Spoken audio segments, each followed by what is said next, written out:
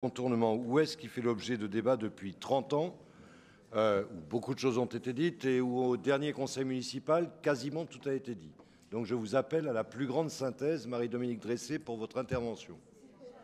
Ou Madame Berséguian. Berséguian, pardon. Merci Monsieur le Président, chers collègues.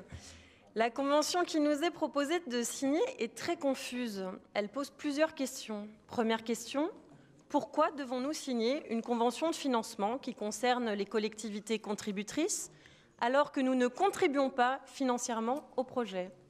Deuxième question, pourquoi l'État nous demande-t-il dans cette convention de prévoir qu'il ne respectera pas son propre engagement d'interdire le trafic de poids lourds sur la A35? Excusez-moi, je veux vous dire que vous allez arriver au résultat que vous espérez, c'est-à-dire qu'il n'y aura plus le quorum parce qu'on est tout juste. Et là, maintenant, il faut que nous arrivions. Je veux dire, alors vous posez vos questions, faites-le rapidement, mais je demande aux collègues de rester en séance. C'est le dernier point de vote. Ensuite, il y aura une motion et la question d'actualité de Madame Keller. Pardonnez-moi, Monsieur le Président, mais une convention nous est soumise. Elle soulève... Oui, je pose les questions relatives à cette convention. L'État nous demande de signer une convention qui prévoit qu'il ne respectera pas son engagement d'interdire le trafic de poids lourds sur la 35. On peut s'étonner quand même. Est-ce à dire que depuis son renoncement sur l'écotaxe, nous devons nous habituer à ce type de revirement? Et pourquoi est-ce qu'on n'a pas un engagement ferme de l'État? Troisième question, pourquoi tant de précipitation à vouloir nous faire signer une convention dont le seul but semble être de rassurer le concessionnaire, alors que nous-mêmes, l'État ne nous rassure pas vraiment, et que nous n'avons, en tant qu'élus, aucune vision financière précise du projet. Donc ces questions suffiraient déjà en soi à nous dissuader de voter cette délibération, mais ce n'est pas tout. Je fais vite, la délibération cumule les contre-vérités qu'on nous assène depuis des années. Elle clame dans son premier paragraphe l'utilité du GCO, alors que les chiffres, je parle des chiffres de l'État, démontrent une hausse générale du trafic et une A35 toujours saturée. Elle rappelle la promesse de requalification de la 35 dont on ne sait pas aujourd'hui comment elle sera financée. Derrière, le mythe du boulevard urbain, ce lieu de promenade dans la ville qui omet de dire que, congestionné, il accueillera toujours plus de 140 000 véhicules jour.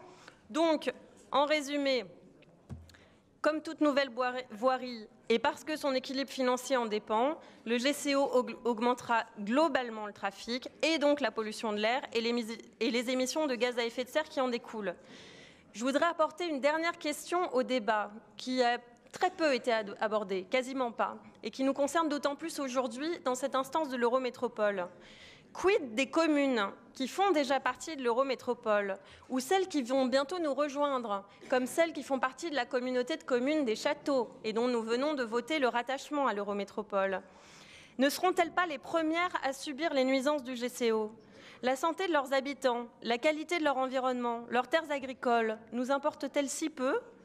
Sommes-nous si peu solidaires entre nos territoires que certains considèrent être en droit d'exporter leur pollution et leurs nuisances chez les autres? Et cela pour un projet inefficace à l'équilibre financier incertain. Je conclus, Monsieur le Président. La COP21 s'ouvre dans 2 jours. L'avenir de l'humanité dépend aujourd'hui de la capacité des États et des territoires à changer de cap. Alors non, cette convention n'est pas juste une convention technique de plus. Cette convention incarne un modèle du passé et surtout cette convention préserve des intérêts particuliers au détriment de l'intérêt général. Est-ce cela notre vision de l'avenir? Un vieux projet d'autoroute dont même les promoteurs, il y en a ici, disent qu'il est loin d'être une solution miracle? Ou sommes-nous prêts à prendre nos responsabilités en tant qu'élus et à mettre en œuvre les vraies solutions pour le bien de tous et de toutes? Le groupe des élus écologistes et citoyens votera contre cette délibération. Merci. Je passe la parole.